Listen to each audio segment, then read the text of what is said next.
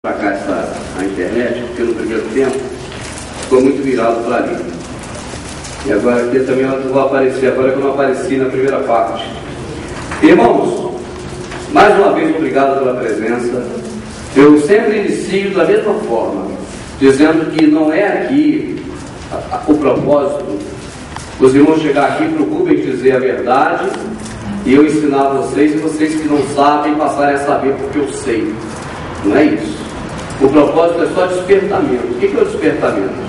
É alguns pontos que o Senhor tem colocado no meu coração e que eu vou colocar à prova com os irmãos, e os irmãos a partir daí vai pesquisar mais, e se achar que é interessante pensar nesse assunto, que continue pensando. Se achar que não é interessante, que faz de conta que nem aqui esteve e vida que segue. Então o que eu quero dizer que é isso. Não é aqui a figura do irmão Rubens dizendo que ele sabe para quem não sabe. Não levem dessa forma. Entende? Não é esse o propósito. O propósito é unicamente de que haja um despertamento para alguma coisa que nós não paramos para pensar ainda. E que a gente agora pare para pensar, para que a gente mesmo tenha, né, com Deus, a nossa intimidade com o Espírito Santo, e através da busca hoje do conhecimento, não só na Escritura, mas também na internet, que é uma fonte inesgotável de conhecimentos, muitas bobeiras, mas coisas sérias também, mas que a gente possa a partir daí pesquisar e a gente mesmo por nós próprios termos as nossas convicções, né, de acordo com aquilo que Deus tem preparado. Na parte da manhã, nós discorremos bastante aqui sobre a questão do domínio dos senhores do mundo, entramos na parte da religião, falamos sobre a Bíblia, depois entramos na lei e na graça, falamos sobre as confusões criadas por Constantino, e depois sobre as inversões, né, que o sistema religioso tem nos ensinado. E dessa forma também à tarde, embora nunca um estudo flui do mesmo jeito que o outro, não porque não seja o mesmo, porque é, mas porque eu me baseio mais em perguntas do que respostas. Então, de acordo com a resposta dos irmãos, o estudo flui de um jeito ou de outro. Então nós não sabemos, na verdade, como vai fluir dessa vez, mas fica por conta do Senhor, daquele que nos uniu aqui e nos colocou juntos nessa tarde. Primeiro, é bom lembrar da questão do domínio dos senhores do mundo. Alguém aqui ainda não ouviu falar disso, dos Illuminati? Ou todos já ouviram? Primeira vez eu comecei. Primeira vez ouviu comigo? Antes não tinha ouvido não, mas já ouviu agora, né? Agora sim. Outra coisa, alguém aqui tem dúvida de que isso exista, de que eles dominam o mundo, de que está tudo sob o controle deles? Alguém tem dúvida disso? Se tiver, então coloca, por favor, para ver se a gente consegue esclarecer. Para mim é inacreditável. Isso aí não dá. É muito verdade para a gente achar que é mentira, né? Assim, na verdade, se você for observar ao seu redor, você vai ver isso em todos os lugares. Você vai observar, como diz aquele filme do Matrix, né? O que é a Matrix? Ela está em nossa volta, nós podemos senti-la quando olhamos pela janela, quando saímos das compras, quando vamos nas ruas, quando vamos à igreja, né? Ali naquele início de Matrix fala sobre isso. E se você observar bem, assim, o jeito que o mundo segue, você consegue descobrir que tem algo estranho que não nos contaram. Quer ver um exemplo? Eu acho importante essa introdução. Isso aqui é um objeto de valor, a gente chama de dinheiro, é a moeda nacional, não é verdade? Então, eu creio que, sendo algo importante, deveria ter tudo esclarecido sobre o dinheiro para nós.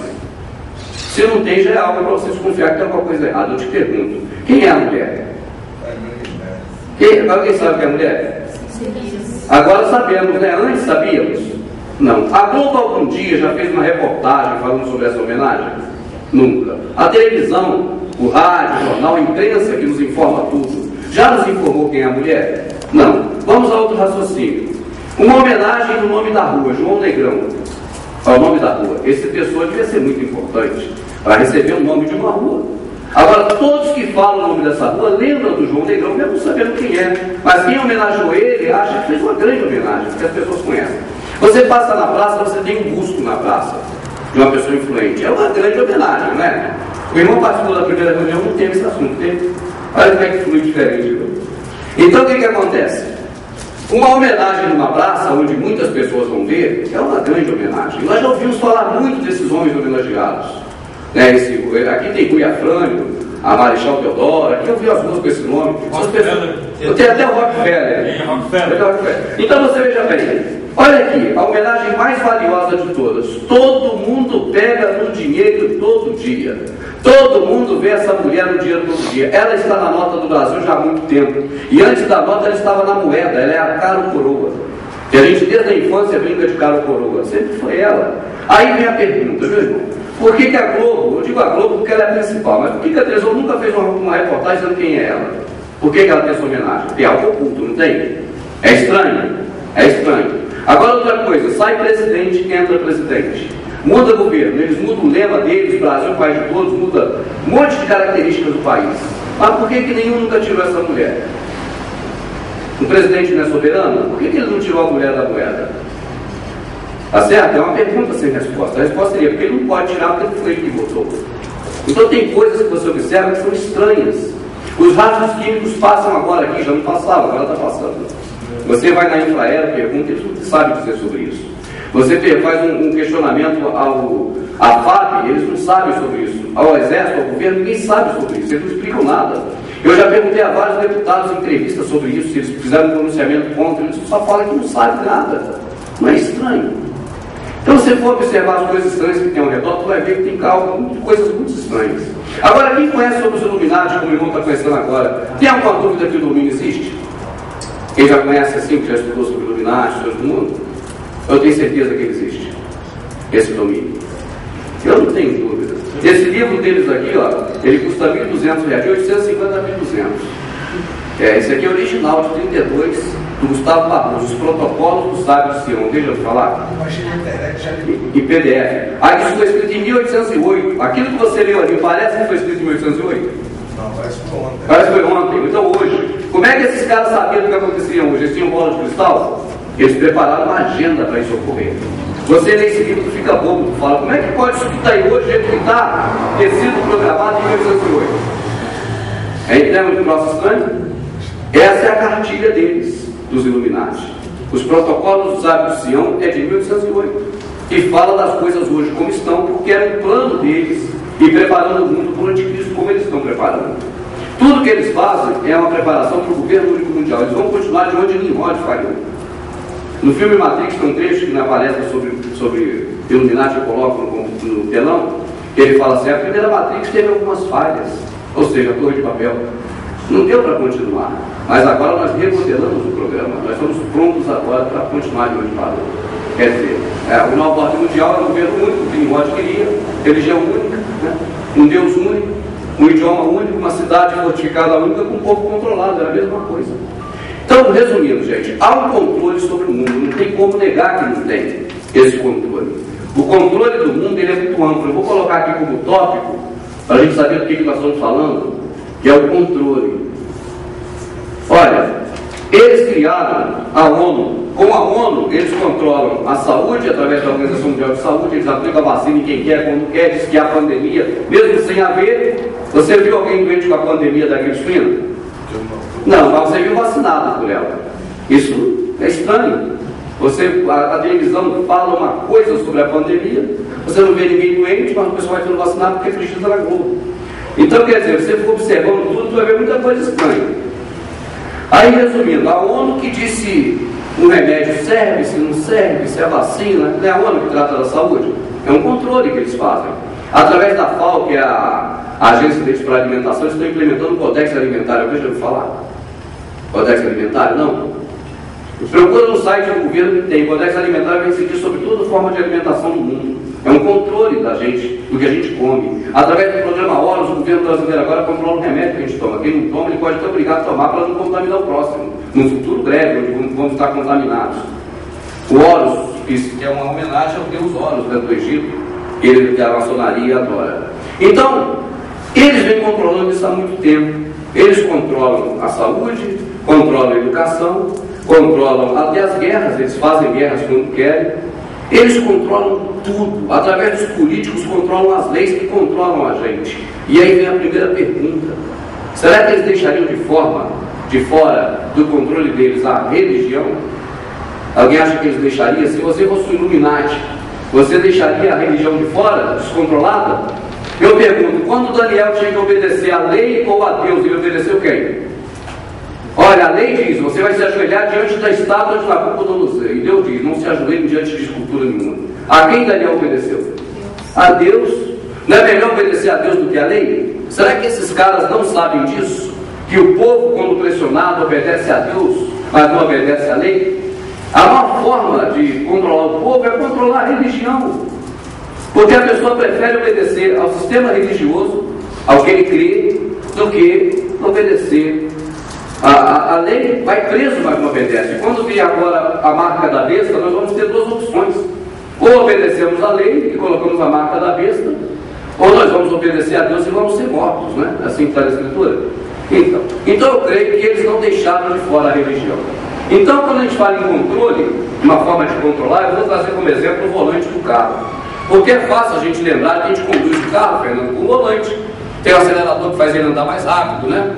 Tem o freio que faz ele parar, e tem o volante para poder não bater e sair da estrada e para guiar para onde quer o carro. Eu até julgo o volante mais importante, eu penso. Por quê? Porque se não tiver freio, mas for na subida, o carro vai parar pela ação da gravidade. Se não tiver acelerador, mas for na descida, ele vai descer. Então, entendeu? Se botar ele na descida, você guia ele. Você faz ele andar na descida. Agora, sem o volante, você vai para onde com o carro? Pode ser descida, subida, acelerador, freio, não vai para lugar nenhum. Então eu creio que o mais importante para eles controlar a religião seria o volante da religião. Agora eu abro outro parênteses. Quantas religiões existem no mundo? Alguém sabe? São muitas, né? Já me falaram em 10.700, eu não tenho certeza. No estudo que a gente fez semana passada, alguém levantou e falou: tem 10.700 religiões, tem muitas. Agora, qual eles controlariam? A gente vê no futebol, por exemplo, eu narrei futebol de 86 a 2008. E o domínio deles no futebol é muito amplo. A gente só não percebe se não quiser. Mas lá no Rio, por exemplo, onde eu moro, eu tenho assim, um conhecimento dos clubes, daqui eu não sei quais são. Mas os de lá tem Olaria, com sucesso, São Cristóvão, Campo Grande. Eles vão querer controlar esses times para quê? Fica solto lá no campeonato, ninguém vai ganhar nada mesmo. Agora, quando é Vasco, Fluminense, Botafogo e Flamengo, decisão, se puder ter 5 decisões, vai ter, para poder gerar mais recursos, porque eles controlam os resultados dos jogos, como controlam a Copa do Mundo, controlam tudo. Da mesma forma também, não precisam controlar todas as religiões, eles controlam onde há a verdade, onde há a fumaça, que ali há a força. Por isso que nós nunca ouvimos falar em anti-Buda. Obrigado, Tiago. O Tiago está ajudando a gente. Eu quero ressaltar aqui o atendimento que o Savoy está dando a gente aqui, gente. É uma coisa de doido. O Savoy, nota 10 aqui para os funcionários, para a direção aqui do hotel. Então, veja bem, eles não vão querer controlar as religiões que não fazem diferença. Eles vão querer controlar onde há uma verdade. Por isso, nós nunca ouvimos falar em anti-Buda, anti-Krishna, anti-Maomé, anti-qualquer outro tipo de líder religioso, mas o anticristo. Não é verdade? Isso não é só evangélico que fala, isso é falado pelo mundo todo. Por quê? Porque a visão está virada para cá. Então, se eles vão controlar, eles controlam o principal, o resto é igual o carro de Fórmula 1. Aqueles carros retardatários, tanto faz, o negócio é controlar o Rubinho Barrichello, para ele encostar para o lado para o Schumacher passar. Estou mentindo. Não é verdade? Assim também na religião, porque eu tenho certeza que eles controlaram a religião cristã. E nós vamos no estudo agora mostrar por que eu tenho certeza que eles controlaram. A gente aprendeu com a religião evangélica que nós temos uma regra de fé e conduta. O que nós aprendemos com a religião que é essa regra de fé e conduta? Alguém pode dizer? Qual é a regra de fé e conduta do crente, assim que o pessoal ensinou para nós? Qual é? Livro Bíblia. A Bíblia? O livro, a Bíblia? Que é a bússola, né? Assim que a gente fala: olha, essa aqui é a nossa regra de fé e conduta, não é isso? Está certo ou errado? Eu estou errado? Eu já vi ensinando isso? A nossa regra de fé é a Bíblia? Alguém já viu outra coisa? Todos já viram ensinando isso? Que a Bíblia é a regra de fé e conduta, assim, a religião? Entenderam o que eu estou falando? Eles ensinam assim, pelo menos na Assembleia que eu fiquei 16 anos eu aprendi isso. A nossa regra de fé e de conduta é a Bíblia. Foi assim que não aprendeu ou não? Foi? Sempre isso. A regra de fé e conduta é a Bíblia. Bom, a regra de fé e de conduta. Fiquei 16 anos enganado. Eu vou dizer porque eu fiquei enganado. Lá o pastor dizia para mim que eu estava servindo a Jesus.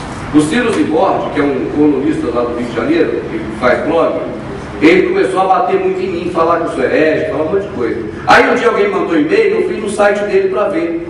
ele falando algumas coisas lá sobre mim, a teologia, a escatologia aterrorizante, as coisas assim. Aí quando cheguei lá, eu vi o site da CPAD, da Assembleia de Deus, aí entrei. Aí está lá, quem somos, Assembleia de Deus? Quem somos? Está escrito assim: somos uma comunidade protestante, seguidora de Martim Lutero contra a Igreja Católica. Está entendendo? Aí que eu fui ver que eu fiquei 16 anos na Assembleia achando que servia a Jesus, mas segundo o estatuto da Assembleia, serve a Martim Lutero.